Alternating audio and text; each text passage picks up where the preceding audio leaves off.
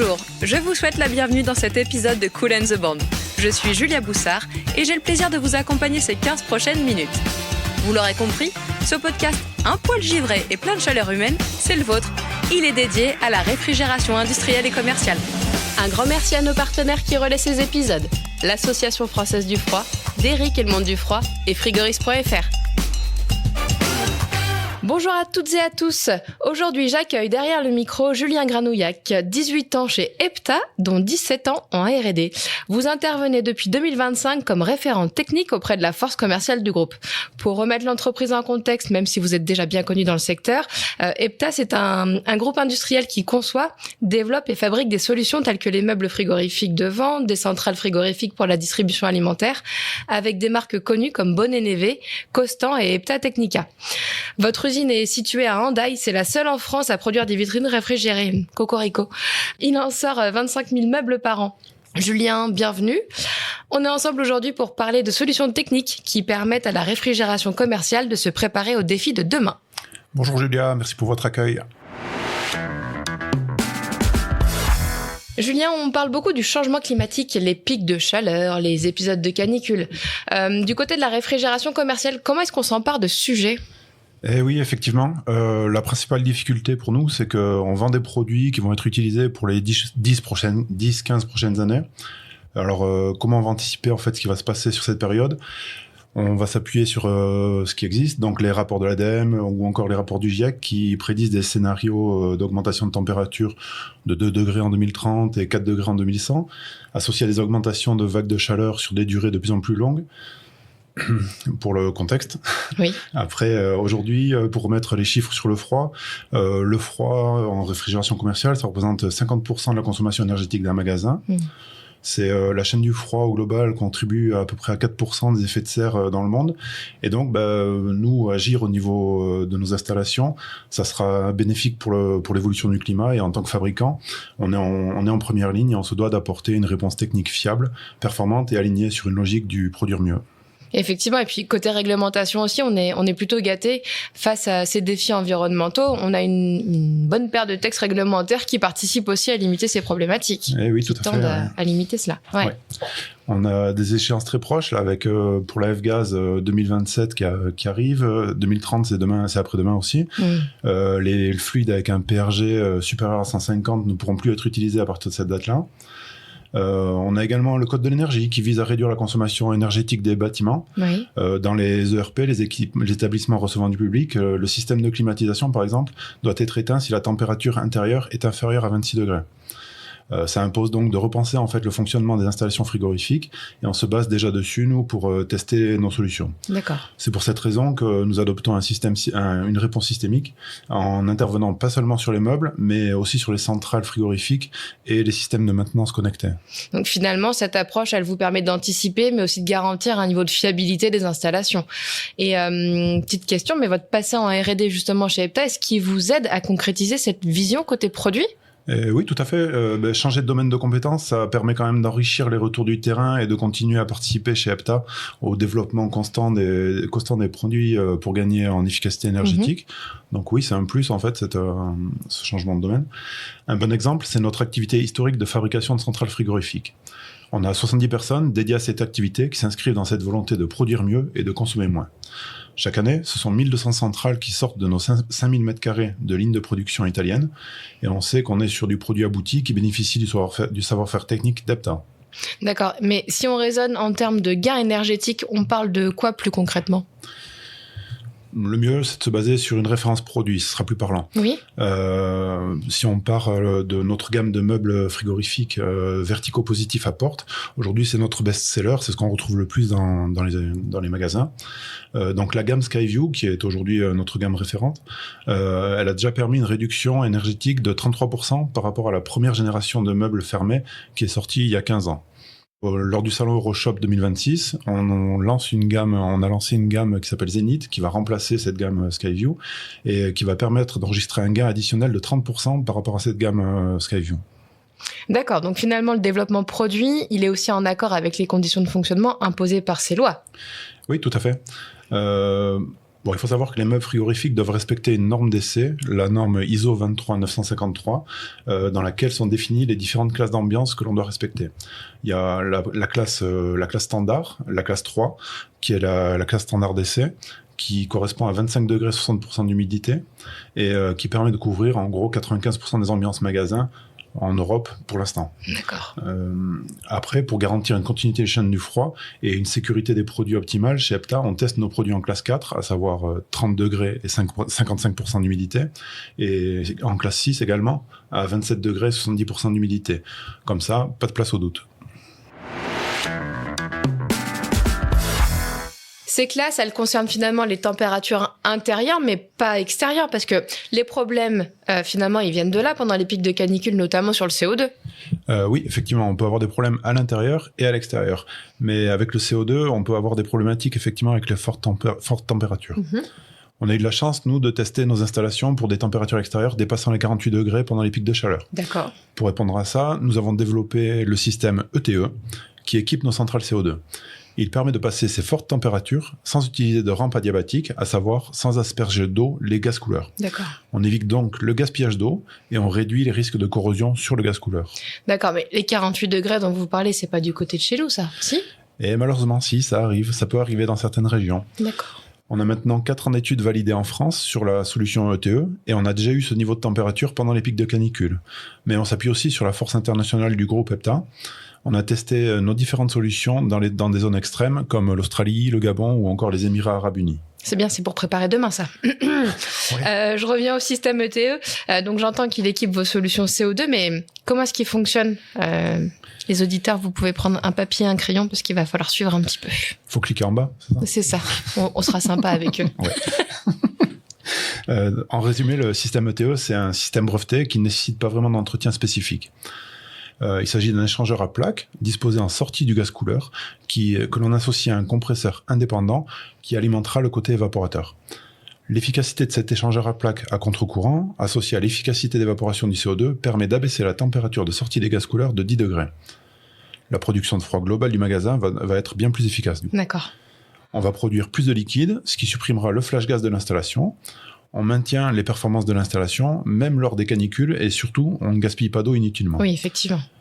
Bon, évidemment, pour les auditeurs, il y aura un petit schéma technique disponible sur le site Epta s'ils le souhaitent. Oui, et puis on mettra le lien vers la page concernée justement dans le descriptif de l'épisode, ce sera quand même plus sympa. Et donc ce système, est-ce qu'il se déploie sur des installations positives et négatives ? Oui, tout à fait. Ouais. Le fait de l'installer en sortie de gaz couleur, ça permet de travailler sur l'ensemble du circuit frigorifique. D'accord. Et d'optimiser la quantité de liquide dans les installations positives et négatives. En entrée d'évaporateur, on va passer de 40 à 65% de liquide. On a donc plus de liquide à évaporer, ce qui permet de réduire le débit nécessaire et donc de ralentir les compresseurs pour une même puissance frigorifique. Très bien. Et donc ce système ETE, il ne concerne que le compresseur, on n'est plus vraiment dans la vision globale et la vision systémique des installations. Non, on travaille déjà sur l'ensemble de la boucle frigorifique, mais vous doutez bien qu'on s'est pas arrêté là. En plus de l'ETE, on a développé le FTE. Oh là là là là, ça va finir en camoulox tout ça. La gamme Zenith organise un bal masqué, le CO2 y invite l'ETE et le FTE pendant que l'installation fait la cheucheu avec la réglementation dans la salle des machines. Bon, je pars un petit peu loin là, pardon. Plus sérieusement, on peut revenir sur ce que ça veut dire ETE et FTE. Oui, je vous ai perdu, mais vous m'avez bien perdu aussi, un partout. Donc le système ETE, on peut aussi l'appeler ET. En fait, c'est un bon moyen mémotechnique de se souvenir de son utilité. Mm-hmm. C'est l'acronyme de Extreme Temperature Efficiency, soit température efficient en température extrême, pardon. Le FTE signifie quant à lui Full Transcritical Efficiency, c'est-à-dire efficacité transcritique complète. Mais c'est beaucoup plus sexy en anglais. Oui, tout à fait. Je vais même finir cet épisode avec ce petit accent so cute. Et c'est super. Nos auditeurs vont faire un cours de technique et un cours d'anglais en même temps. C'est magnifique. Plus seriously, le système FTE, il joue quel rôle, lui ? Alors, c'est également un système breveté Epta, mais c'est une approche système qui optimise le fonctionnement global de l'installation. D'accord. Les composants que l'on va utiliser ici sont simplement des bouteilles de liquide et des échangeurs à plaques qui ne nécessitent pas non plus de maintenance spécifique. On travaille avec de l'évaporateur noyé. Le CO2 liquide froid récupéré en sortie des évaporateurs de la ligne positive servira à alimenter les meubles négatifs. On va aussi pouvoir suralimenter en fait la ligne négative en installant un échangeur à plaques HPVP à la sortie des meubles négatifs, et ce qui va permettre de fonctionner en évaporateur noyé aussi sur la ligne négative. Bon, j'espère que les auditeurs ont plusieurs couleurs de crayons pour pouvoir mettre à jour le schéma là. Oui, il faut plusieurs bleus là. À la différence des systèmes à éjecteurs, on peut intervenir sur le positif et le négatif avec des composants simples, bouteilles, capteurs de niveau, régulateurs, et pas de pièces propriétaires, juste des éléments tels que des électrovannes. Et effectivement, et cette simplicité, elle a un impact donc pour le frigoriste. Sa maintenance va se retrouver donc plus facilitée. Il peut rester autonome sur ses interventions. Mais vous savez, Julien, dans Cool & the Band, on aime bien les chiffres. Est-ce que vous avez des retours terrain à nous partager avec cette mise en place du système FTE ? Oui, on peut prendre l'exemple d'une enseigne bien connue en France. Sur l'un de ces hypermarchés, on a réussi à gagner 5 degrés sur les températures d'évaporation en installant le FTE. Il est d'ores et déjà en fait dans le top 3 des magasins les plus performants de l'enseigne en termes de consommation énergétique. On peut vous poser la question de la localisation de cet hypermarché ? Alors, il est plutôt dans le nord de la France. Mais il fait pas chaud dans le nord. Pardon à nos auditeurs de là-haut, mais... Il fait moins chaud, mais c'est le gros avantage en fait du FTE, c'est que le gain va s'inscrire dans la durée et n'est pas forcément lié aux températures extérieures du magasin. C'est le système ETE qui est finalement plus lié. Qui lui est lié aux températures extrêmes, effectivement. Très bien. Vous avez bien suivi, Julia. Félicitations.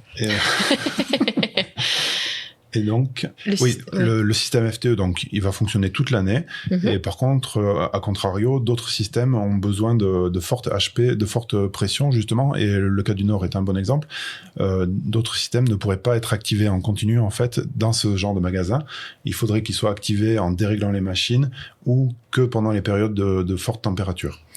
Nous avons également développé un outil de prévision en fait de consommation qui est adapté à la localisation géographique du magasin. Donc on tient compte de la localisation en France ou en Europe ou dans le monde, et qui va en fait heure par heure, en fonction des moyennes des températures des 4 dernières années, estimer au plus juste la consommation de nos systèmes.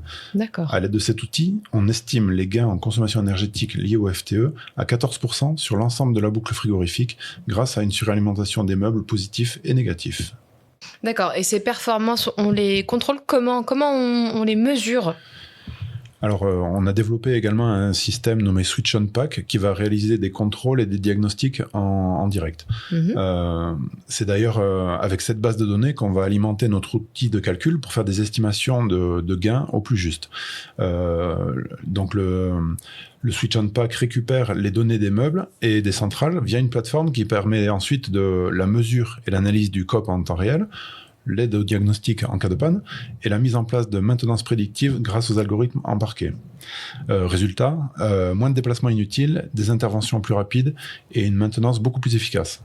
D'accord, donc grâce au Switch On, vous disposez d'informations en temps réel qui permettent de réagir, mais au-delà de la performance et de la maintenance, j'imagine que vous avez aussi des préoccupations sur la durabilité et la longévité des installations. Oui. La notion de réparabilité est vraiment au cœur de nos préoccupations, le reconditionnement et le recyclage également. C'est-à-dire ? Alors, au niveau réparabilité, c'est un point clé pour nous. On va utiliser des pièces non propriétaires, des composants standards que l'on peut trouver. Qui se retrouvent plus facilement. Exactement, on va les retrouver chez tous les revendeurs. Et du coup, ça va simplifier les réparations et ça évite de dépendre d'un fournisseur unique. Ensuite, dès la conception, on va chercher à optimiser la réparabilité. Par exemple, sur les solutions de centrales frigorifiques de petite taille, comme la centrale Eco 2 Compacta, tout a été pensé pour faciliter la maintenance. Toutes les pièces à entretenir sont accessibles par l'avant de la centrale et concrètement, en fait, on peut installer la centrale dans une pièce aux dimensions exactes de l'équipement sans se poser de questions pour l'accès aux pièces d'entretien parce qu'on aura tout l'accès par l'avant. D'accord. Il y a aussi le côté le reconditionnement. Plusieurs enseignes nous sollicitent lorsqu'elles mettent à jour leur magasin pour réemployer des meubles existants. Après un audit, on vérifie que le froid est toujours fonctionnel, on procède au nettoyage, on remplace certains accessoires comme les étagères et on remet le meuble à niveau. Aussi bien sur le plan esthétique que technique, sans refaire toute la partie froid. D'accord, ok. Enfin, sur le volet recyclage, toutes nos nouvelles gammes intègrent de plus en plus de matériaux recyclés.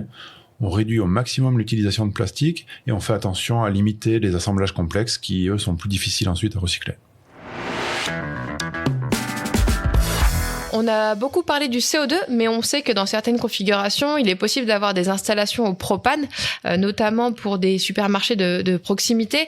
On le voit bien, hein, ces types de commerces prennent une place de plus en plus importante dans nos habitudes de consommation. Comment est-ce qu'on appréhende le propane quand on sait qu'il est hyper inflammable, qui peut se retrouver dans une installation qui est plutôt confinée, parfois même sans salle des machines?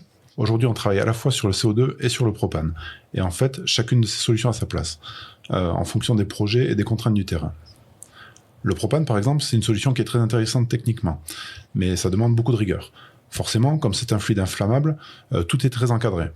On a des normes de sécurité très strictes et des contrôles qualité extrêmement poussés qui sont réalisés en fait de la conception jusqu'à la fabrication des meubles. Alors, la question qui revient souvent, c'est pourquoi le propane ? Tout simplement parce qu'il répond à des vrais besoins techniques et opérationnels. C'est pour ça qu'on a développé une gamme complète avec des meubles équipés de groupes intégrés et surtout une surveillance connectée. Là-dessus, on a la même philosophie que pour le CO2. Donc, comme le switch on sur les meubles en CO2, on a créé le système Line-on qui nous permet d'avoir un suivi très précis. Chaque meuble ayant sa propre centrale, ce qui nous donne une vision individuelle en temps réel de leur fonctionnement. On est sur un système de groupe logé finalement. Alors on en a aussi, mais là on parle plutôt de groupes intégrés pour se distinguer des groupes logés. L'intérêt en fait c'est d'optimiser avant tout la visibilité des produits et tout en intégrant le groupe de condensation dans le meuble. Donc finalement là le propane répond aux problématiques de faible encombrement tout en restant compatible avec les réglementations en vigueur sans compromis sur le projet commercial et l'efficacité du magasin. Exactement. La solution propane était parfaitement adaptée aux magasins de proximité et aux petites surfaces ne pouvant accueillir de salles de machines. On cherche à optimiser le design global de l'installation, sa compacité et son ergonomie. On peut également optimiser nos meubles, comme l'ensemble du circuit frigorifique est intégré. Par exemple, sur la gamme de meubles verticaux positifs, la gamme de meubles Skylight Grand Bearing, on a supprimé des cordons chauffants dans les portes en utilisant la chaleur du circuit frigorifique pour éviter la condensation et une éventuelle prise en glace au niveau des portes. D'accord, mais tout ça, ça paraît effectivement hyper optimisé, mais sur le plan pratique, quelle quantité de propane est-ce qu'il faut réellement pour faire fonctionner les meubles dans ces scénarios-là ? Parce que on est quand même donc sensible effectivement à l'indice d'inflammabilité de ce fluide. Oui, alors une des règles très importantes de la conception des circuits de frigorifiques en propane, c'est qu'on ne doit pas excéder les 150 grammes. Alors 150 grammes, c'est l'équivalent de 7 petits briquets. Oh. Oui, ça fait pas grand-chose. Et sur la gamme Zenith, donc la gamme qu'on présente à Euroshop, nous avons un meuble de 3,75 m qui fonctionne avec seulement 7 petits briquets, c'est-à-dire 150 grammes de propane. Très bien. C'est vraiment en fait le résultat d'une optimisation très fine de l'ensemble du circuit frigorifique. Julien, si on regarde un petit peu en arrière, il y a encore beaucoup d'installations qui fonctionnent au R404A qui ont plus de 15 ans. On voit qu'il y a quand même un décalage technique avec ce qui se fait aujourd'hui. Comment est-ce qu'on prépare l'avenir dans ce contexte-là ? Et oui, effectivement, il y a un vrai fossé. En froid commercial, on utilise le CO2 depuis maintenant plusieurs dizaines d'années, avec au début des débuts sur les lignes négatives, et plus tard, on a étendu l'ensemble sur la ligne positive à l'ensemble du circuit. Les évolutions technologiques, compresseurs, solutions systémiques comme le ETE, le FTE, ont rendu ce fluide extrêmement performant et très pertinent aujourd'hui. Il faut aussi se souvenir que le CO2 est l'un des premiers fluides utilisés en froid. Oui, alors on l'a déjà dit à ce micro, mais on a un constat quand même qui revient régulièrement, c'est que le CO2 fait peur et il reste encore trop peu maîtrisé. Oui, c'est vrai.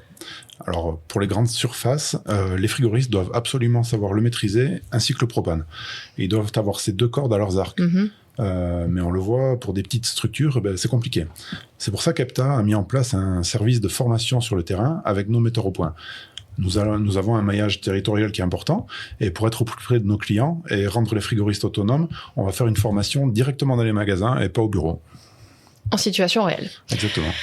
Donc finalement, on demande aux frigoristes d'être des machines de guerre, finalement, d'un point de vue technique, et d'être force de proposition auprès des clients finaux pour faire face notamment aux différentes échéances réglementaires.